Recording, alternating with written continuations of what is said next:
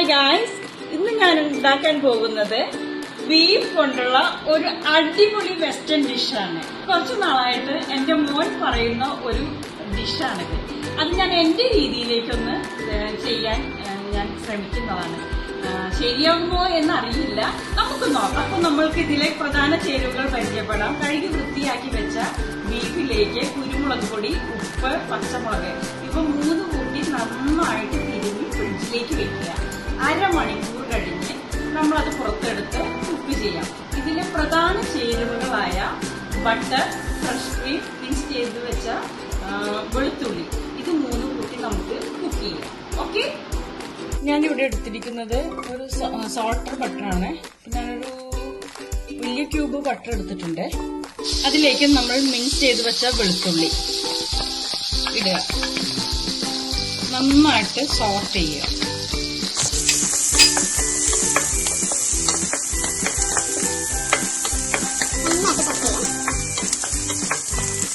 ഒരു നല്ല മണം വരും ഇതിലേക്ക്. ബട്ടറും ആ വെളുത്തുള്ളിയും എല്ലാം കൂടി ബ്ലെൻഡായിട്ടുള്ള ഒരു നല്ലൊരു സ്മെല്ല് എനിക്ക് കിട്ടുന്നുണ്ട് കേട്ടോ. എനിക്ക് കിട്ടുന്നുണ്ടോ അറിയില്ല, നല്ല സ്മെല്ലാണ്. നന്നായിട്ട് സോട്ട് ചെയ്ത വെളുത്തുള്ളിയിലേക്ക് നമ്മൾ മാരിനേറ്റ് ചെയ്ത് വെച്ചിരിക്കുന്ന ബീഫ് ആഡ് ചെയ്യുക. നന്നായിട്ട് ഇളക്കുക.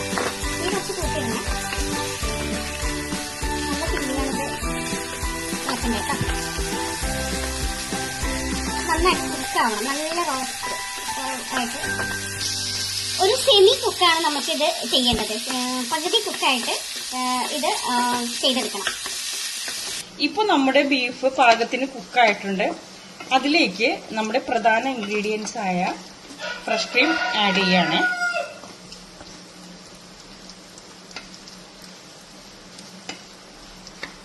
നന്നായിട്ട് ഇളക്കി കൊടുക്കണം കേട്ടോ. ഫ്രഷ് ക്രീം ആഡ് ചെയ്യുമ്പോൾ